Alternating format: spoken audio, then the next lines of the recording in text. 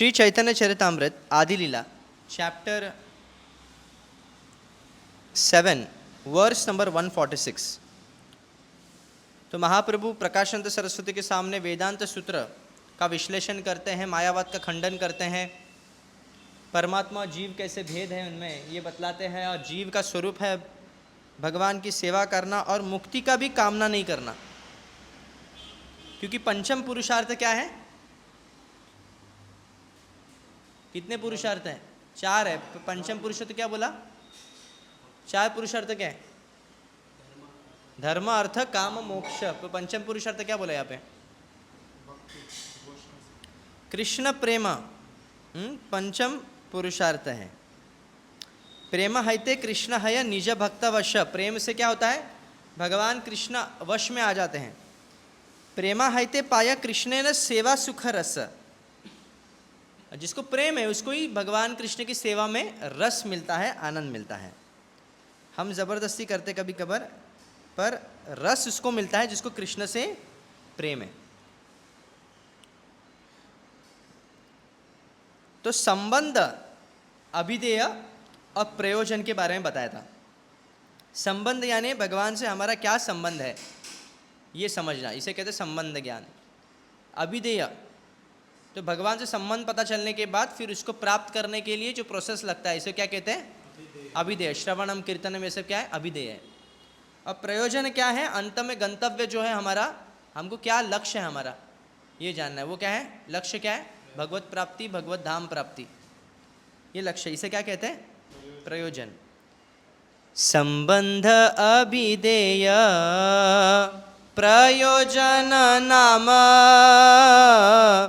एहि तीन अर्थ सर्वा सूत्रे पर्यवसान। One's relationship with the Supreme Personality of Godhead activities in terms of that relationship and the ultimate goal of life. देखिए संबंध क्या है? One's relationship with the Supreme Personality of Godhead and then activities in terms of that relationship, इसे कहते हैं अभिधेय, and the ultimate goal of life to develop love of God, that is prayojana. These 3 subjects are explained in every aphorism of the Vedanta Sutra, for they form the culmination of the entire Vedic philosophy, Vedanta philosophy. तो संबंध, अभिधेय, प्रयोजन, ये वेदांत सूत्र में इसका लक्ष्य, वेदांत सूत्र का लक्ष्य ही वही है। वेदांत सूत्र में जितने भी विश्लेषण किए गए सूत्र है, उसका एक्सप्लेनेशन या फिर एलाबोरेशन है, ये सब का आधार क्या है? संबंध, अभिधेय, प्रयोजन। उनसे ही सब कुछ आता है। जन्माद्यस्य यतः, ये मानो सूत्र है। तो इस संबंध ज्ञान बता रहा है कौन? भगवान से ही सब कुछ आता है। भगवान के हम क्या अंश हैं। इन Shrimad Bhagavatam, purport by Srila Prabhupada, in Srimad Bhagavatam it is said, पराभवस्तावदबोध जातो यावन्न जिज्ञासत आत्मतत्वं तावान क्रियाद आत्मनोवैर। ऐसा आगे कुछ लोग हैं। न नात भूयात, न नात भूयात, कुछ और है। अ ह्यूमन उस लोग निकाल सकते हैं आप लोग कोई? 5.5 Shrimad Bhagavatam. Okay. A human being is defeated in all his activities as long as he does not know the goal of life, which can be understood when one is inquisitive about Brahman. It is such inquiry that begins that Vedanta Sutra, Athato Brahma Jigyasa. A human being should be inquisitive to know who he is, what the universe is, and what God is, and what the relationship is between himself, God, and the material world. Such questions cannot be asked. So what is the verse? Parabhavastavad abodha jata yavan jigyasata atma tattvam yavat kriyastavad idam manovai कर्मात्मकम येन शरीर बंध। यानी उस व्यक्ति का पराभव ही है। किस व्यक्ति का? जो व्यक्ति इतना प्रयास कर रहा है, इतना अध्ययन करता है, या फिर इतना एजुकेशन लेता है, इतनी तपस्या करता है, पर फिर भी वो अपने आत्म साक्षात्कार नहीं कर पाता है, शरीर ही समझ बैठता है, ऐसा व्यक्ति क्या है? बंधन में फंसा ही रहता है, कितना भी मेहनत उसको करने दो। तो इसलिए पराभवस्तावद अबोध जात, अबोध, इग्नोरेंस, इसके वजह से क्या है? पराभव इसका। न जिज्ञासत, जो जिज्ञासा नहीं करता है भगवान कृष्ण के बारे में, अपने अस्तित्व के बारे में जिज्ञासा नहीं करता, ऐसा व्यक्ति का सदैव पराभव है। तो जितने भी वो कर्म करेगा, मान लीजिए ऐसा व्यक्ति आत्म साक्षात्कार में नहीं है, तावत क्रियास इदम आत्मनो वै, वो कितने भी कर्म करेगा अपने लिए, वो क्या है उसको करेंगे, वो कर्म उसको बंधन में फंसा देंगे। कर्मात्मकम ये न शरीर बंध, उससे क्या होगा फिर आगे व्यक्ति को फिर से शरीर प्राप्त होंगे अलग अलग प्रकार के। तो कितना भी मेहनत करने दो, अगर वो जिज्ञासा नहीं करता है आध्यात्मिक प्रगति का, तो ऐसा व्यक्ति बार बार उसको शरीर ग्रहण करना पड़ेगा। ओके, कितना भी आज आपके पास बैलेंस है, अच्छी सुविधाओं में रह रहे हो, डुप्लेक्स फ्लैट, ट्रिप्लेक्स फ्लैट, या फिर 1 BHK या फिर रो हाउस में ले रहे हो, एक से वो, दो से दो, कई लोग एक रो हाउस को बड़ा करके 2-3 फ्लोर करके रहते हैं, पर वो उनको इतना नहीं समझ में आ रहा है कि अंतिम जन्म ये अगर हम मुक्त नहीं हो पाए, या फिर जीवन भगवान का अंश है और भगवान की कोई प्रैक्टिकल सेवा नहीं कर पाए, तो व्यक्ति को फिर से जन्म लेना पड़ेगा। वो भिखारी भी बन सकता है, कोई पशु भी बन सकता है, ये ध्यान देना। सच questions can not be asked by, तो जिज्ञासा जो होती है, सच questions, what the universe is, who he is, what God is, and what the relationship is between him, ये जो questions है ये कौन पूछ सकता है? कोई व्यक्ति इंटेलिजेंट है तो ही पूछेगा।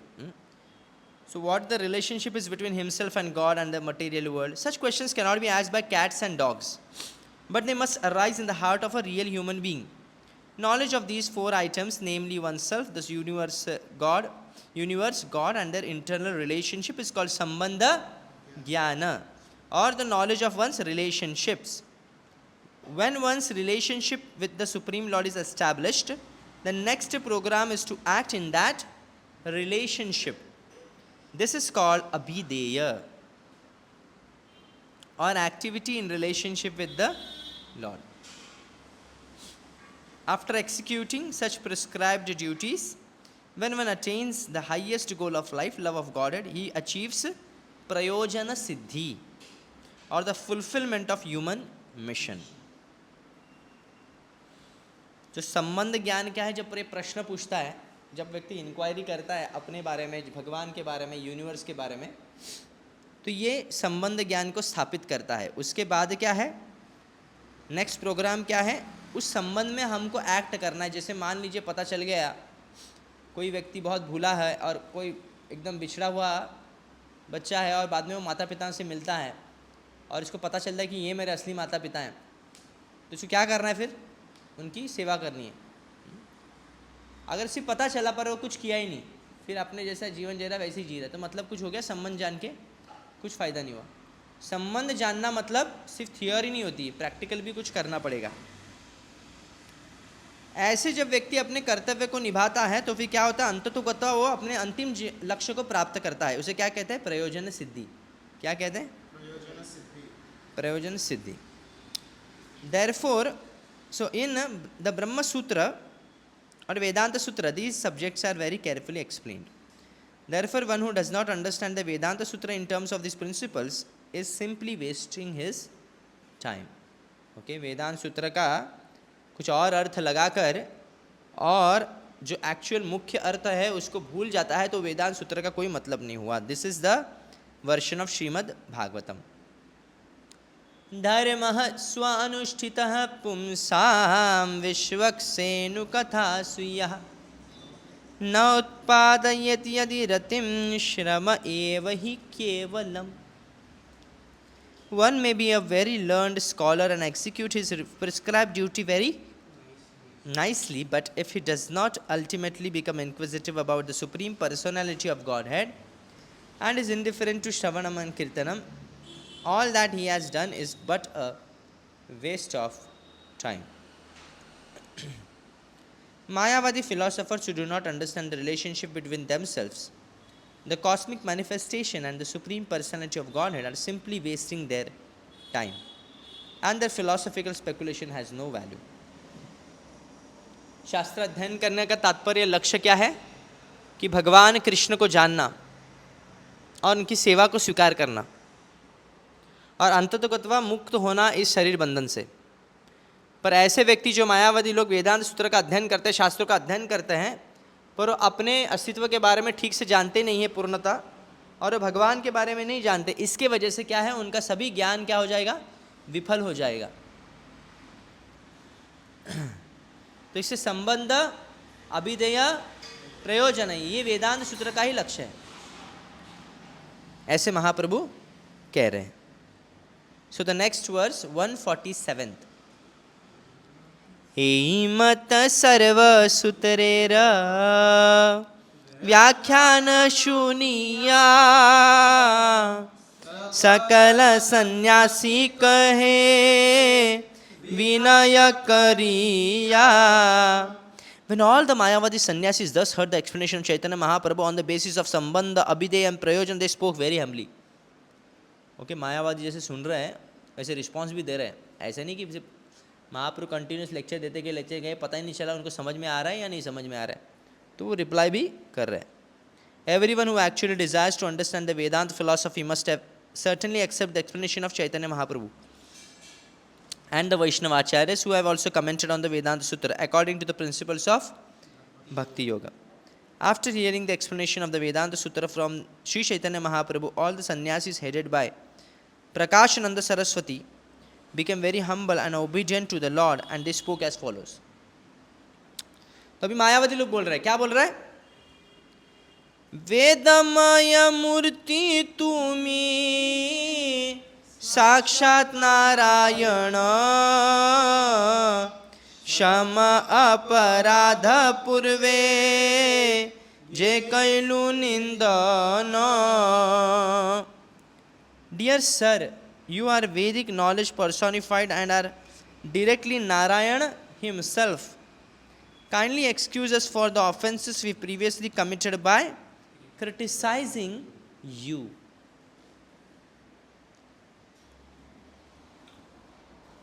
तो महाप्रभु क्या बोल रहे? आप डायरेक्ट कौन है? हम तो नारायण बनने का प्रयास कर रहे थे, पर आप कौन है डायरेक्ट? आप नारायण ही हैं, और वेदमय मूर्ति है आप, वेदमय, वेद से भरे, वेद के ज्ञान से परिपूर्ण पूरित है आप, ऐसा कहते हैं। सो वह अपराध की क्षमा मांगते हैं कि पहले हमने आपकी निंदा की, इसके लिए हम क्या करते हैं? क्षमा चाहते हैं आपकी। ये मर्यादा है। पता चलता है कि आपको कोई गलती की है तो हम क्या करते हैं, दूसरे ने गलती किया तो बोल के दिखाते हैं, खुद का गलती क्या करते हैं, चुप हो जाते हैं, ठीक है चुप। पर हम जब गलती करते हैं या फिर कुछ भूल करते हैं तो हमको मर्यादा रखते हुए इसका कन्फेशन करना है, कन्फेशन। और जिसके प्रति अपराध करते हैं उसके प्रति तो करना ही चाहिए। Purport by Srila Prabhupada. The complete path of Bhakti Yoga is based upon the process of becoming humble and submissive. By the grace of Lord Chaitanya Mahaprabhu, all the Mayavadi sannyasis were very humble and submissive after hearing his explanation of the Vedanta Sutra. They begged to be pardoned for the offenses they had committed by criticizing the Lord for simply chanting and dancing and not taking part in the study of Vedanta Sutra. So पहले तो मजाक उड़ा रहे थे, पहले निंदा कर रहे थे, पर जैसे ही महाप्रभु का उन्होंने ज्ञान देखा, सब सुना कि वेदांत सूत्र के ऊपर जो उनका प्रभुत्व है वो अति अद्भुत है, तो ये देखकर वो तुरंत उनमें बदल हो गया, उनमें परिवर्तन आ गया और कहे कि हमने आपके प्रति अपराध किया, हमें क्षमा कीजिए। We are propagating the Krishna, Prabhupada is saying here, we are propagating the Krishna conscious movement simply by following in the footstep of Lord Chaitanya Mahaprabhu. We may not be very well versed in the Vedanta Sutra aphorisms and may not understand their meanings, but we follow in the footsteps of the Acharyas, and because of us strictly and obediently following in the footsteps of Lord Chaitanya Mahaprabhu, it is to be understood that we know everything regarding the वेदांत सूत्र। यानी हमने तात्पर्य को जान लिया, अभी हमको details में जाने की जरूरत नहीं है।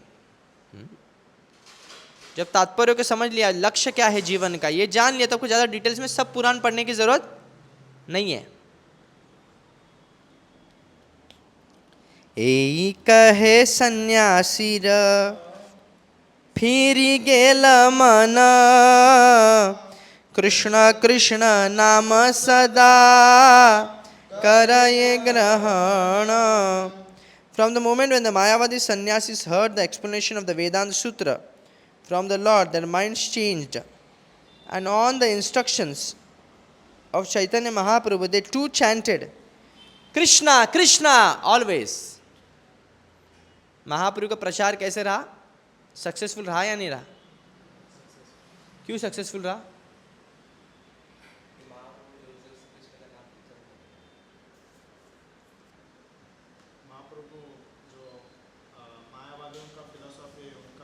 मायावादियों को उन्होंने परिवर्तन करवाया, सिर्फ खंडन ही नहीं किया.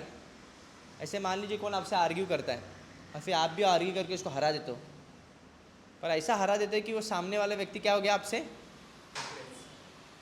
काय का इम्प्रेस और द्वेष करने लग गया और आपसे कभी बात नहीं करेगा. फिर ये अच्छा है कि दूसरा व्यक्ति जो थोड़ा नरमी से पेश आकर उसको अपने चरित्र से, उसको कैरेक्टर से इम्प्रेस कर देता है और फिर वो आपकी बात भी सुनने देने को तैयार होता है लेटर ऑन. तो तर्क करना जीवन का लक्ष्य नहीं है या फिर तात्पर्य नहीं होता. तर्क नहीं करना है, हमको क्या करना है? लोगों को परिवर्तन करना है. Unnecessary we don't have to discuss about scriptural injunctions with the people who don't believe in it. Okay, मान लीजिए कोई व्यक्ति शास्त्र में बिलीव ही नहीं करता, बोले भगवद्गीता में ऐसा लिखा है, महाभारत में ऐसा लिखा है, शास्त्र में ऐसा लिखा है, बोले मैं मानता नहीं शास्त्र. अब क्या बोलेंगे उसको? क्या बोलेंगे? कोई व्यक्ति है शास्त्र को मानता ही नहीं, अभी आप शास्त्र के बारे में बोलेंगे, क्या बोलेंगे? फिर कैसे करेंगे इसको? भगवान ने लिखा है, मैं भगवान को नहीं मानता. भगवान कौन? भगवान तुम्हारे कितने बारे भगवान है बोलेंगे तो बोलो.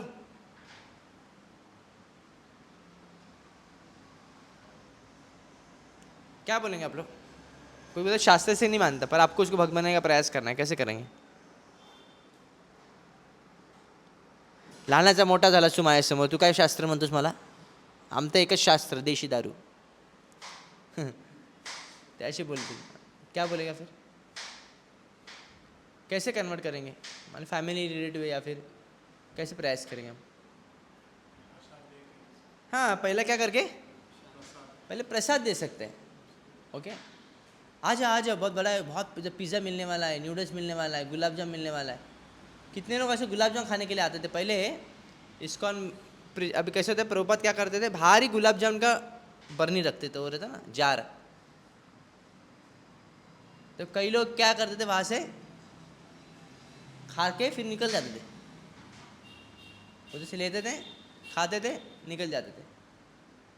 फिर कुछ दिन के बाद जो नए उनको बाकी लोगों को समझ में नहीं आ रहा प्रभुपाद ऐसा क्यों कर रहे हैं. बाद में कुछ दिन के बाद क्या हो गया, कुछ नहीं था उसमें. तो पूछेंगे ना किधर गया गुलाब जाम, अभी तो नहीं मिल रहा, रोज़ मिलता था, अभी किधर मिल रहा नहीं. तो भी थोड़ा अंदर गया वो कि गुलाब जाम वो आगे, हाँ ये अंदर रखा, आ जाओ आ जाओ. फिर अंदर से गुलाब जाम देना स्टार्ट. फिर बाद में कुछ दिन के बाद ख़त्म हो गया. तो फिर क्या, पहले ये करो फिर गुलाब जाम, पहले कीर्तन फिर प्रसाद.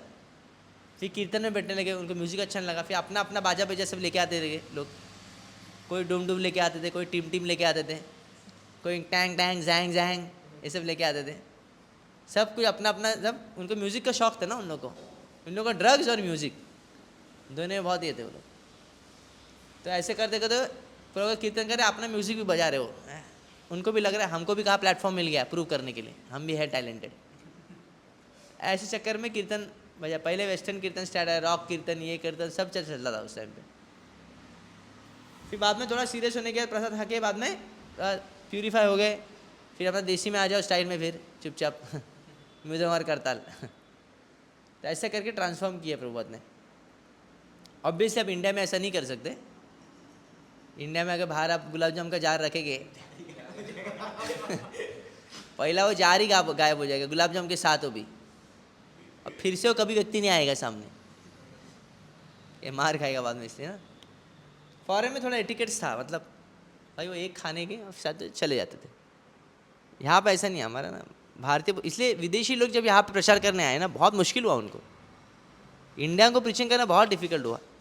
इसलिए अभी देखो, अभी कोई ज़्यादा विदेशी लोग नहीं है इस्कॉन में इंडिया में। हमारे इधर तो एक आध दो भी कोई 2-3 लोग ही है अभी तक जू, नहीं तो पहले पूरा जू भरा था सिर्फ विदेशी लोगों से। वृंदावन में हो या इधर जू से भरा था, पूरा विदेशी लोगों से भरा था, पर वो लोग प्रीचिंग कर नहीं पाए, वो नहीं हो पाया उनसे मैनेज।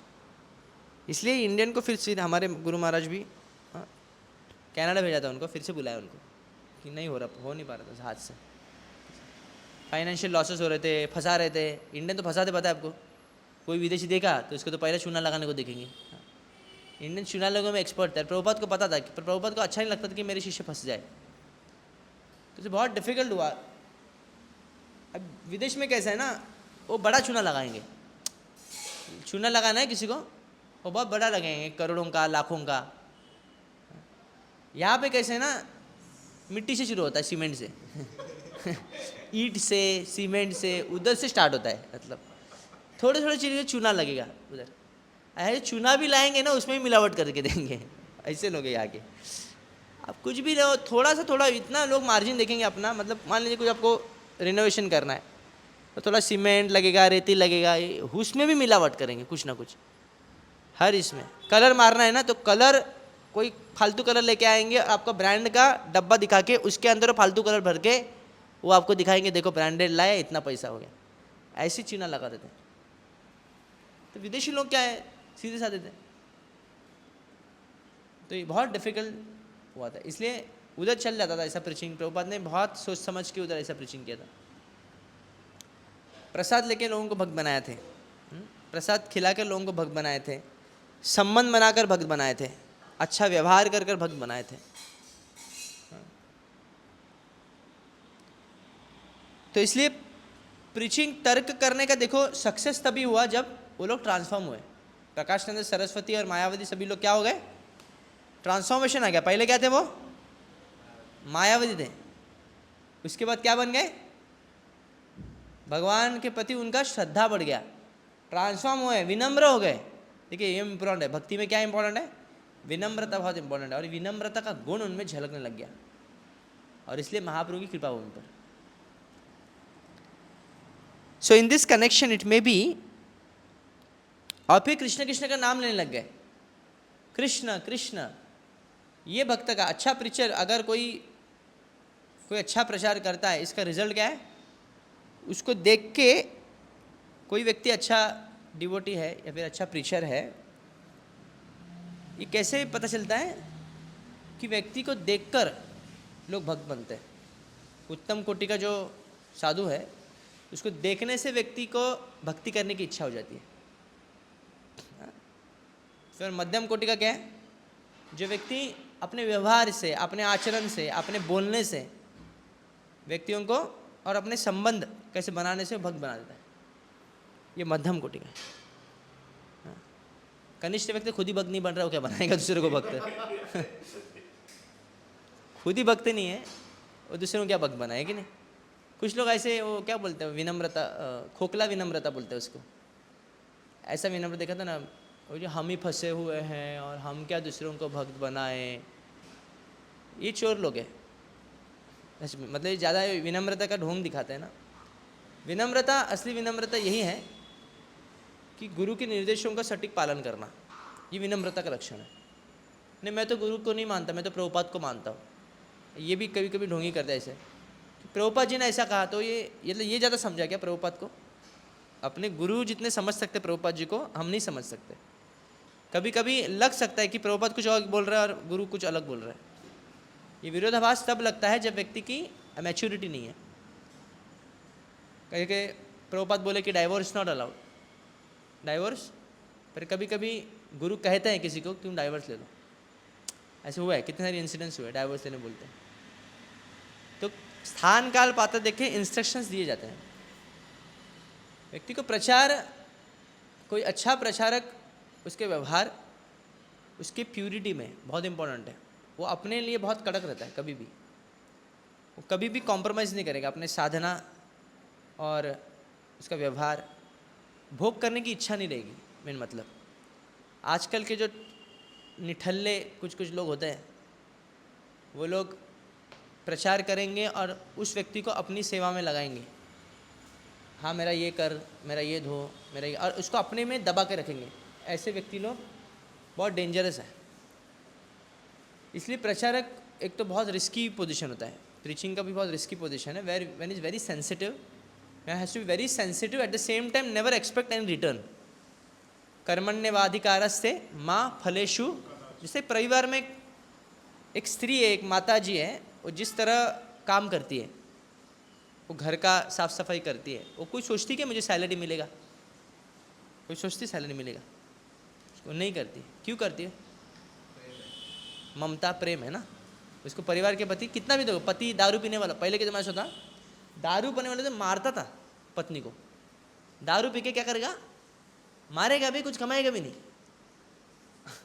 बराबर कमाएगा नहीं, पैसा उड़ेगा बाहर, मारेगा, दारू पिएगा, फिर भी पति छोड़ के नहीं जाती थी। कभी कभी रोड पे देखते भिखारी लोग, भीख मांगता है, भले ही उसका वो लूला रहता है, बराबर चलता नहीं देता है, फिर भी वो पत्नी उसके साथ रहती है और भीख मांगती है वो भी। क्यों ऐसा होता है? इसे सती कहते हैं, स्त्री को सती कहते हैं। आजकल के स्त्रियों को इतना पेशेंस नहीं है कि वो डांट भी नहीं सहन कर सकते, पर आजकल क्या, थोड़ा सा बात पे तुरंत झगड़ा होकर वो मायके चली जाती है। बहुत डिफिकल्ट है आजकल, पेशेंस नाम का चीज़ नहीं है। यहाँ तक बच्चों को भी माता पिता का डांट सहन नहीं होता है, थोड़ा डांट गए तो विरोध कर देते हैं और याद रखते जीवन भर, इतना डांटा था मुझे, अभी मैं बैंड बजाऊंगा उनकी। ऐसे भी लोग रहते हैं। आजकल गुरु डांटते शिष्यों को, वो सहन नहीं होता है। माता पिता डांटते थे बच्चों को, वो सहन होता नहीं ज़रा भी। आजकल डरते हैं, माता पिता लोग डरते हैं कि इसको डांटेगा तो ये घर छोड़ के बाहर ना जाए, सुसाइड नहीं करे। टीचर लोग भी डरते हैं, पहले टीचर मारते थे, ले लबा दबा मारते थे, मार मार मारते। और हम लोग का याद है, हम लोग कभी ओपन डे, पहले भी मतलब कई लोगों का ऐसा होता था, हम लोग जनरेशन में था ये, कि अगर ओपन डे होता था, पेपर देखने आया था, तो पेरेंट बोलता था टीचर को मारने के लिए, आप मारो उसको और मारो बोलता था। आजकल उल्टा है, मारेगा तो मेरे बेटे को मारा, पुलिस केस होता है फिर उसके ऊपर, इसलिए मना है, रूल नहीं है अभी, आप मार नहीं सकते, हाथ नहीं उठा सकते। गौर गोविंद महाराज एक बार उनके शिष्य लोग मूवी देखने गए रात को ब्रह्मचारी लोग, उसमें एक फैड था, मूवी देखना मतलब कुछ अलग ही था, मतलब वैसा। उस टाइम की मूवी इतना बेकार नहीं थे, थोड़ा बलिदान वगैरह ये सब था, देशभक्ति ये सब था, रहता था। फिर भी वो देखने गए, तो देखने गए, रात को पकड़ लिया, मार मार मार, गुरु ने बहुत मार। देखेगा मूवी, देखे। और एक बार एक ब्रह्मचारी बोले मैं शादी करूँगा, एक माताजी पसंद आ गई, मैं शादी करूँगा। तो गौर गोविंद महाराज इतने मारे, बोलते तू माताजी बोलता और शादी करेगा बोलता है, और बहुत मारा बोलता है।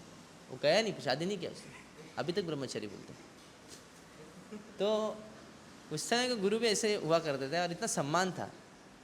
आजकल बहुत डिफिकल्ट, इज़ वेरी डिफिकल्ट। आजकल गुरु को भागना पड़ता है, इतने लेक्चर्स ऑनलाइन, आजकल ऑनलाइन में लेक्चर देते हैं ना गुरु महाराज लोग, ऑनलाइन लेक्चर्स देंगे, वो जप करने में भी बैठेंगे ऑनलाइन, और वो क्या करते हो, ईमेल्स भी पढ़ेंगे, शिष्यों का मेल्स भी पढ़ते हैं। हाँ, उनको एक सेक्रेटरी रखना पड़ता है उसके लिए, खास मेल पढ़ने के लिए। इतने बेकार बेकार मेल लेके आते हैं, उसको फ़िल्टर करके बोलना पड़ता है कभी कभी।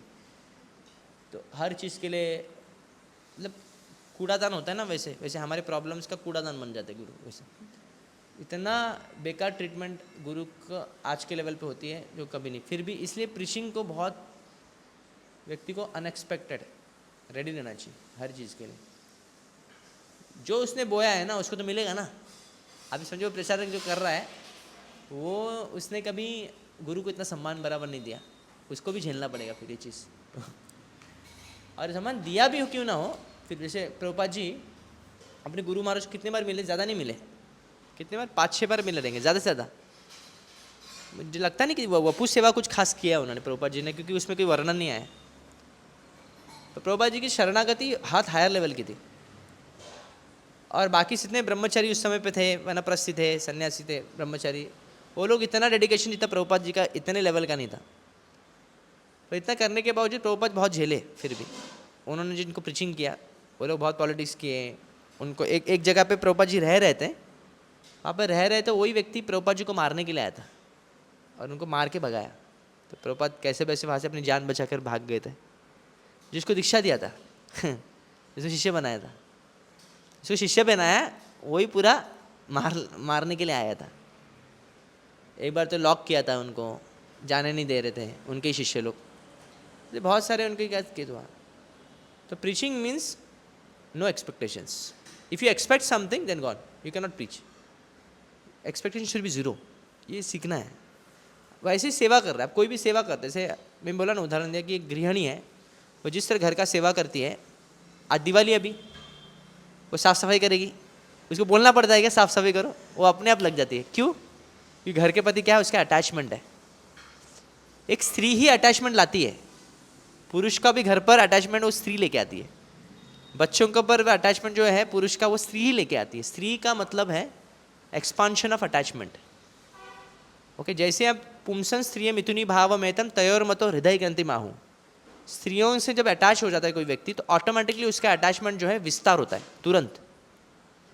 इसलिए हमको इससे सीखना है। एक तो ये भी सीखना है कि नहीं अटैच होना है, दूसरा चीज़ क्या है, ये सीखना है कि देखो वो कैसे कर रहा है, इतना घर में व्यस्त रहता है, इतना घर का पहले तो कुछ टाइम निकलता था, आज तो जॉब करते हैं, पहले जॉब नहीं करते थे तो क्या करते थे, कुछ टाइम मिल गया तो अभी धूप का सीज़न है तो काय थे कुरड्या करतात, काय थे करते पापड़ करेंगे। वो गांव में अभी भी करते लोग हैं, अभी तो शहर में बहुत कम हो गया, शहर में भी करते थे। तो कुरड्या करेंगे, पापड़ करेंगे, आचार बनाएंगे, ये सब एक्टिविटी में इन्वॉल्व होते। वो कभी भी देखेंगे वो खाली नहीं बैठते वो लोग। टीवी था नहीं, ये टीवी ने बर्बाद किया पहला, बाद में हर इसमें एंगेजमेंट। अब देखेंगे ये चीज़ हमको सीखना है कि बिना कोई बोले, बिना कोई रिवॉर्ड का आकांक्षा लेते हुए, बिना हमको सेवा करनी है, प्रीचिंग करना है। ऐसे व्यक्ति के हृदय में प्रेम स्फुरित होता है कृष्ण के प्रति। सस्ता नहीं है कृष्ण के प्रति का जो प्रेम है, इतना सस्ता नहीं है कि तुरंत आ जाएगा। वो तो आजकल का जो प्रेम लोगों का सेंटिमेंटल प्रेम होता है। आपको कृष्ण के ऊपर भी आकर्षण है और घर वालों के प्रति, बच्चे के प्रति, पिता पति के प्रति भी है आकर्षण, मतलब अटैचमेंट है, तो ये प्रेम नहीं बोलते इसको, ये खोखला है। दिस इज डुप्लीशियस, डबल स्टैंडर्ड्स प्रेम बोलते इसको। ये डबल स्टैंडर्ड है कि यहाँ पे भी हम दिखा रहे हैं कि भक्त है, और जैसे ही घर वाले रहेंगे तो उनसे भी अटैचमेंट रखते हैं, भक्तों से भी अटैचमेंट दिखाएंगे और रिलेटिव भी अटैचमेंट। नहीं नहीं नहीं, जिसको भक्त प्रति अटैचमेंट हो गया ना, वो रिलेटिव अटैच नहीं हो सकता। एक ही साइड है, आइदर राइट और लेफ्ट, बीच में का साइड नहीं है। आइदर राइटिस्ट बनो या लेफ्टिस्ट बनो, दोनों में से कृष्ण के पास जाओ या फिर माया के पास रहो। और डिवोशन लाइन में क्या होता है ना, बीच में स्थिति आ जाती है, ऐसा स्थिति आ जाता है व्यक्ति समझ में नहीं आता करूँ तो क्या करूँ। तो इसलिए we have to be very clear enough in our vision. Okay, लक्ष्य, प्रयोजन क्या है, ये जोर से बोलो क्या है, प्रयोजन। प्रयोजन क्लियर होना चाहिए, हमारा जीवन में करना क्या है, ये प्रयोजन क्लियर होगा। इसलिए महाप्रभु जब प्रकाशन सरस्वती से खंडन कर रहे हैं ना, उनका प्रयोजन क्या है महाप्रभु का, कि प्रकाशानंद सरस्वती को बहुत हो गया, अभी बहुत हो गया, नाटक हो गया, इसको उसने मेरी निंदा की ना, अब इसको भक्त बनाऊंगा, इसको भक्त बनना ही है। ये प्रयोजन है महाप्रभु का। प्रयोजन ये नहीं था कि उनको हरा दूंगा, क्या प्रयोजन था, भक्त बनाना है। इसे महाप्रभु क्या किया, आए आए डायरेक्ट तलवार लेके नहीं आए, शास्त्र का क्या करके आए, आए पहले विनम्रता दर्शाए, विनम्रता से उनको आकर्षित किया, पहले खींच लिया अपनी तरफ। पहले व्यवहार से खींचना है, हम कैसे चाल है, हमारा कैसे चलन है, हमारा कैसे बोलना है। शीत प्रज्ञस्य का भाषा शीतधि किम प्रभाषेत किम आसीत व्रजेत किम। अर्जुन पूछ रहे कृष्ण को, शीत प्रज्ञ व्यक्ति कैसे बात करता है, कैसे व्यवहार करता है, कैसे बोलते हैं। हमारा सबसे ज़्यादा एफर्ट होगा हमको अपने गुणों को सुधार लाना। ये सबसे बड़ा एफर्ट हमारा इसमें ही होगा, सबसे ज़्यादा एफर्ट। आपको झाड़ू मारने में ज़्यादा एफर्ट नहीं लगता है, आपको थोड़ा 2-3 बार दिखा देंगे ना, सीख लेंगे। बर्तन मारने को सीख लेंगे। कुकिंग भी आपको 1-2 महीना अगर अच्छा ट्रेन कुक है, आपको सीख लेंगे, उसके अंडर में सीख लेंगे। ये चीज़ सीखने को समय नहीं लगेगा, पर मृदंग भी 2-3 साल रगड़ने के बाद सीख लेंगे। पर अच्छे गुण लाना, पूरा जीवन निकल जाता है इसमें। विनम्र बनने के लिए जीवन निकल जाएगा। कंटिन्यूस एफर्ट है, हर दिन का एफर्ट है, हर दिन हमको अलर्ट रहना पड़ता है। अब देखेंगे रामायण में जो मर्यादा पालन करने में कैसे व्यवहार करते हैं एक दूसरे से। हनुमान जी कैसे व्यवहार कर रहे विभीषण से, विभीषण कैसे कर रहे हनुमान जी से। इसे एक एक पॉइंट देखिए, एक एक उनका डायलॉग देखिए, कुछ भी ऐसा चीज़ अननेसेसरी नहीं बोलेंगे, कुछ भी चीज़ एकदम सोच समझ कर हर चीज़, हर डायलॉग है उधर। हमारा क्या, कुछ बोल दिया, कुछ क्या कर देंगे, कुछ सोच लिया। इसलिए महापुरुष से सीखते हैं हम कि प्रचार करने का मेन उद्देश्य है दूसरे को ट्रांसफॉर्म करना। उसको ट्रांसफॉर्म कर लिया ना, now no attachment with him, छोड़ दो इसको बस। अभी कोई व्यक्ति को ज़्यादा पीछे भी लग नहीं सकते। अगर मान लीजिए हम कितना इन्वेस्ट कर रहे हैं टाइम और वो इतना रिस्पॉन्स नहीं दे रहा है, ये डॉक्टर है, पेशेंट को बहुत प्रयास करे बचाने के लिए, बहुत पैसा, पर रिस्पॉन्स नहीं दे रहा है, तो क्या करना है डॉक्टर ने?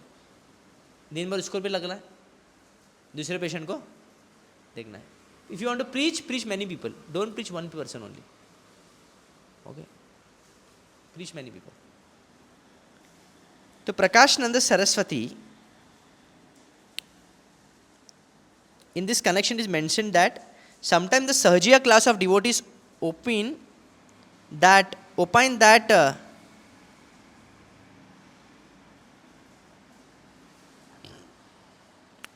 sometimes the Sahajiya class of devotees opine that Prakashananda Saraswati and Prabodhananda Saraswati are the same man. Okay? Prabodhananda Saraswati was a great Vaishnava devotee of Lord Chaitanya Mahaprabhu. But Prakashananda Saraswati, the head of the Mayavadi sannyasis in Banaras, was a different person. Prabodhananda Saraswati belonged to the Ramanuja Sampradaya, whereas Prakashananda Saraswati belonged to the Shankaracharya Sampradaya. Prabodhananda Saraswati wrote a number of books, among which are the Chaitanya Chandramrita, Radha Rasa Sudhanidhi, Sangeeta Madhava, Vrindavana Shataka, Navadvipa Shataka. While traveling in South India, Chaitanya Mahaprabhu met Prabodhananda Saraswati. Okay, दो अलग अलग characters है, who had two brothers, Venkata Bhatta and Tirumalya Bhatta, so who were Vaishnavas of the Ramanuja Sampradaya. Gopala Bhatta Goswami was the nephew of Prabodhananda Saraswati. तो भतीजा ना, nephew, भतीजा Gopal Bhatta Goswami, Prabodhananda Saraswati. From historical records, it is found that Chaitanya Charitamrita, Chaitanya Mahaprabhu travelled in South India in the year 1433 Shakabda during AD 1511 and during the Chaturmasya period. And it was at that time that he met Prabodhananda, who belonged to the Ramanuja Sampradaya. How then could the same person meet him as a member of Shankara Sampradaya 2 years later then? Okay. That is 1435 Shakabda. It is to be concluded that the guests of the Sahajiya Sampradaya, that Prabodhananda Saraswati and Prakashananda Saraswati were the same man, is a mistaken idea. दोनों अलग नहीं, अलग है, sorry. ए मत तासबार क्षमी अपराध सबा करे कृष्ण नाम करिला प्रसाद. So thus Lord Chaitanya excused all the offenses of the Mayavadi sannyasis and were mercifully, very mercifully blessed them with Krishna Nama.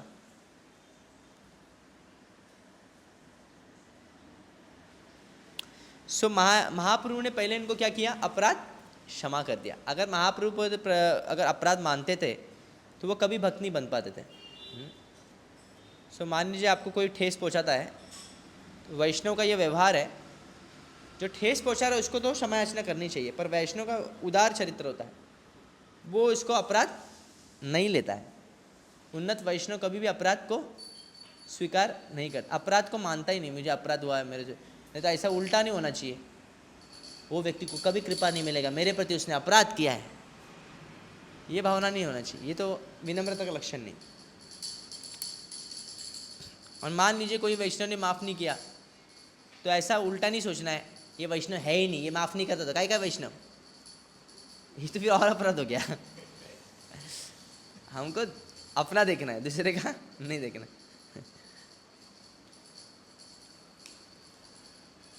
वो पता है ना दूसरे का कोण देखतं ज़्यादा, काय म्हणतात ते मराठीत कहावत आहे ना, आपलं ठेवावं राखून आणि दुसऱ्याचं बघावं झाकून. हां, आपलं ठेवावं झाकून, दुसऱ्याचं ठेवावं, दुसऱ्याचं बघावं वाकून.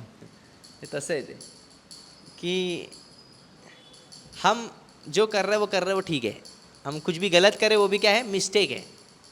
गलती से हो गया बोलते हैं कि नहीं, होता है कभी कभी, मनुष्य का तो गलती का पुतला है। और जब दूसरा कर ले तो तू कैसे किया, ऐसा कैसे किया उसने, ऐसे उसका नाम बदनाम करेंगे। हाँ। जिसकी भक्ति नहीं होती ना वो दूसरे के बारे में चर्चा ज़्यादा करता है। आपको बहुत समय है ना, कोई व्यक्ति, वो उदाहरण है ना, क्या बोलते हैं उसको, वो जो ठेला लगाता है ना वड़ा पाव वाला, वो ज़्यादा कैलकुलेशन करता है, पता है ना आपको। वो नोटबुक लेता है, फिर वो कैलकुलेशन करता है कितना खर्चा हो गया, पूरा दिन भर का वो एसेट और लाइबिलिटी देखता है, पता है ना आपको। देखे कभी वो ठेले वाले लोग रहते हैं, वो लोग बार बार ड्रॉ चेक करते हैं कितना हो गया आज का। हाँ? अंबानी ऐसा करता है क्या? भाई कितना हो गया रोज, अभी वो जैसे कोचेगा ना रोज कितना हो गया, वो उसका प्रॉफिट क्या हो जाएगा, तब तक बढ़ जाएगा, वो सोचने तक, उसका वो टाइम में कैलकुलेशन करने तक ना उसका प्रॉफिट। वो रोज रोज पूछता है क्या, ये आज कितना, आज का दुकान में कितना हो गया देखो जरा। नहीं पूछता है, क्यों नहीं पूछता है? अरे प्रॉफिट है भाई, अभी प्रॉफिट का मार्जिन बढ़ा रहा है बस, उसका क्या है, प्रॉफिट है ही। वो क्या करता है, सिर्फ प्रॉफिटों का मार्जिन बढ़ाने को देखता है बस, बस अभी और बढ़ाना है, और बढ़ाना है बस, और उसको लेना देना नहीं क्या हो रहा है। पर ये जो छोटा ठेला वाला रहता है वो क्या करता है, बार बार, हाँ थोड़ा थोड़ा हो गया, थोड़ा हो गया, थोड़ा और हो गया, थोड़ा और बढ़ना, और बढ़ना। ऐसा हमारा हालत है। हम कैलकुलेशन ज़्यादा करते हैं ना, वो किसका लक्षण है, छोटे ठेले वालों का। अगर कोई शुद्ध भक्त है ना, वो ज़्यादा कैलकुलेशन पे नहीं देखता है कि ये क्या कर रहा है, वो क्या कर रहा है, ये ऐसा क्यों है, ये ऐसा क्यों है, मेरा क्या हो रहा है, ऐसा क्यों नहीं हो रहा है, मेरा भक्ति क्यों नहीं हो रहा है, मेरा ये क्यों नहीं हो रहा है। बार बार अपने अपने चेंज, अपने प्रॉब्लम्स, अपने कैलकुलेशन में पड़ा रहता है। ऐसे व्यक्ति छोटे ठेले वाले के समान है। जो उन्नत भक्त है वो सदैव क्या सोच रहा है, कैसे भगवान का मिशन बढ़ते जाए, भगवान का कैसे मिशन बढ़ते जाए। इसलिए महाप्रभु के सीखना है कि वैष्णव कभी भी अपराध को मानना नहीं है कि मुझ पर कोई अपराध किया है। अगर आप दुखी हो जाएंगे ना तो सामने वाले को अपराध का फल मिल जाएगा, मतलब आप उसके पतन का कारण बन गए फिर। तो वही should never be the cause of others fault, ये भावना आनी चाहिए। जो व्यक्ति हर्ट होता है ना छोटे से डीलिंग से भी, वो उन्नत वैष्णव नहीं है। ब्रह्मभूत प्रसन्नात्मा न सोचती न कांक्षती समझ सर्वेषु भक्तेषु मद भक्ति। थोड़ा भक्त कुछ बोल दिया तो बुरा लग जाता है, या कोई काउंसलर कोई मेंटर कभी बोलता है बुरा लगता है। बेटा कभी माँ के ऊपर थूक देता है। मैं बचपन में देखा, एक माँ के ऊपर ही थूक दिया, माँ को कुछ फर्क नहीं पड़ा, पर कुछ नहीं। इतने लेवल तक हमको अपने लोग अनादर करते हैं, इतना विश्वास तोड़ते हैं, पर कभी भी हमको फर्क नहीं पड़ता है। पर जब कोई डिवोटी करता है तो हमको बर्दाश्त नहीं कर सकता, वैसे उनको नहीं होता सर। ये डबल स्टैंडर्ड्स है। ये क्या है, डबल स्टैंडर्ड्स, समझ ना, डबल स्टैंडर्ड्स कि फैमिली के लिए अलग स्टैंडर्ड रखेंगे, डिवोटीज के अलग स्टैंडर्ड रखेंगे। पर ब्रह्मभूत स्तर पे वो कैसा व्यक्ति है, समझ सर्वेषु भूतेषु मद भक्ति लभते परम। ऐसे व्यक्ति को भक्ति, परम भक्ति प्राप्त होती है जो सभी जीवों को समान, मेरी माँ भी सेम, बाकी की माँ भी सेम ही है। मेरी माँ देखा तो उसको चलो लाइन में आगे करता हूँ, ये थोड़ा थोड़ा चीज़ है। अब बाकी की माँ क्या फिर, मतलब ये है क्या। या फिर हमारा चलो रिश्तेदार है, चलो उसको थोड़ा इस्कॉन के में गोविंदा का मैनेजर बनाता हूँ। योग्यता कुछ नहीं, एक ही योग्यता है कि उसका रिलेटिव है, इसलिए ठीक नहीं। हाँ कोई अच्छा सेवा करता है, बहुत अच्छी सेवा किया, तो फिर उसको देते तो बात अलग होता है। जैसे कोई टीचर है, एक अपने स्टूडेंट को ग्रेस मार्क देते, क्यों ज़्यादा ग्रेस मार्क देते, क्योंकि उसने बहुत सेवा किया, उसके घर में सब्जी लाया, साइकिल उसको धोया, तो एक स्वाभाविक हो जाता है ना, उसके भी तो लीनियंट हो जाता है। सेवा करके कुछ चीज़ मिलना ना एक अलग चीज़ होता है, पर आप बॉडीली कॉन्शियस में होकर कुछ किसको फेवर करना, ये बहुत नुकसान है। भक्ति में ये बहुत बाधक होता है। बॉडीली कॉन्शियस पे, हाँ कोई अच्छा दिखने में चलो इसको प्रीचिंग करते हैं, कोई बुरा दिखने में इसको प्रीचिंग नहीं करेंगे, कोई गरीब है उसको प्रीचिंग नहीं करेंगे, जो डोनर है उसको प्रीचिंग करेंगे। ये बॉडीली कॉन्शियस है सब, इससे ऊपर उठना है। महाप्रभु क्या किए, किसको पकड़े प्रचार करने के लिए? एक मायावादी को पकड़ ली जो सबसे डिफिकल्ट है। Shri Chaitanya Mahaprabhu is the mercy incarnation of the Supreme Personality of Godhead. He is addressed by Sri Rupa Goswami as Mahavadanya Avatar, Namo Mahavadanyaya, or the most magnificent incarnation. Sri Rupa Goswami also says, Karunaya Avatar, Karunaya Avatirnah Kalau. श्लोक पता है? नहीं पता ये श्लोक, important श्लोक है। अजान लंबित भुजौ करुणावतारौ संकीर्तनौ पितरौ कमलायताक्षौ विश्वंभरौ द्विजवर युगधर्म काल पालौ वंदे जगत प्रिया करौ करुणावतारौ। मतलब करुणावतार का शब्द मैं बोल रहा, ये दूसरा श्लोक है। बट करुणावतरणः कलो अनार्पित चिराम उन्नत उज्ज्वल रस, ऐसा श्लोक है। It is only by his mercy that he has descended in this age of Kali. Here this is exemplified. Sri Chaitanya Mahaprabhu did not like to see Mayavadi sannyasis because he thought of them as offenders to the lotus feet of Krishna. But here he excuses them. Tan sabarak shami apradha. This is an example in preaching. Apani achari bhakti shikhai mu sabare.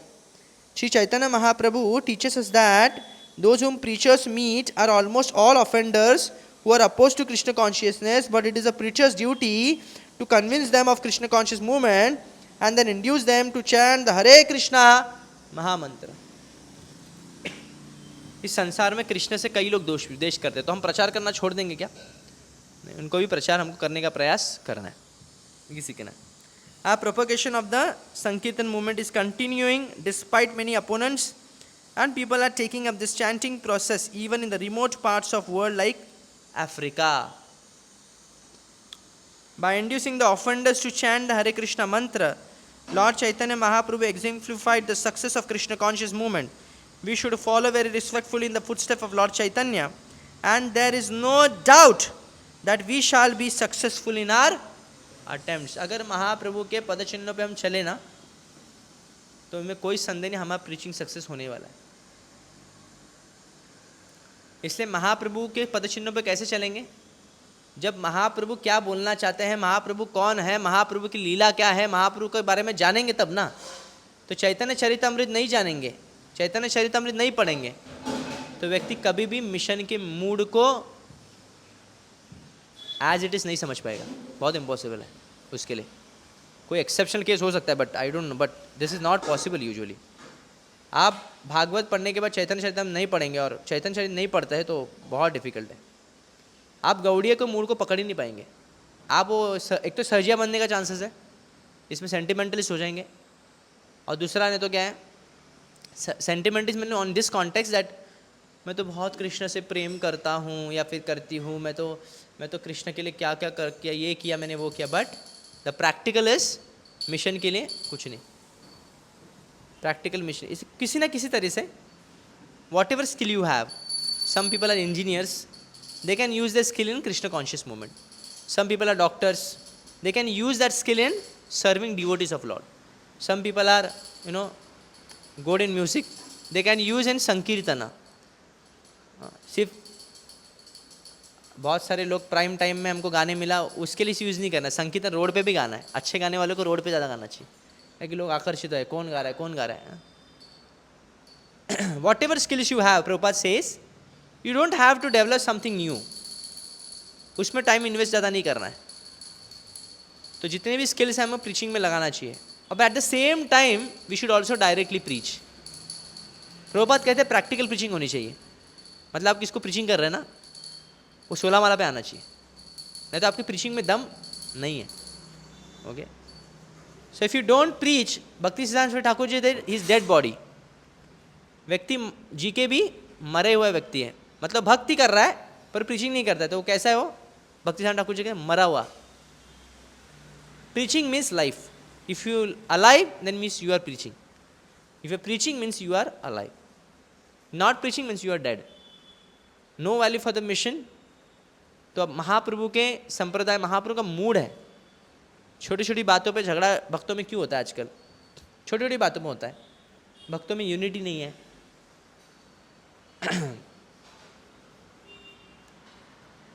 और ये इसका main कारण है क्योंकि वो mood को नहीं जाने अभी तक मिशन के।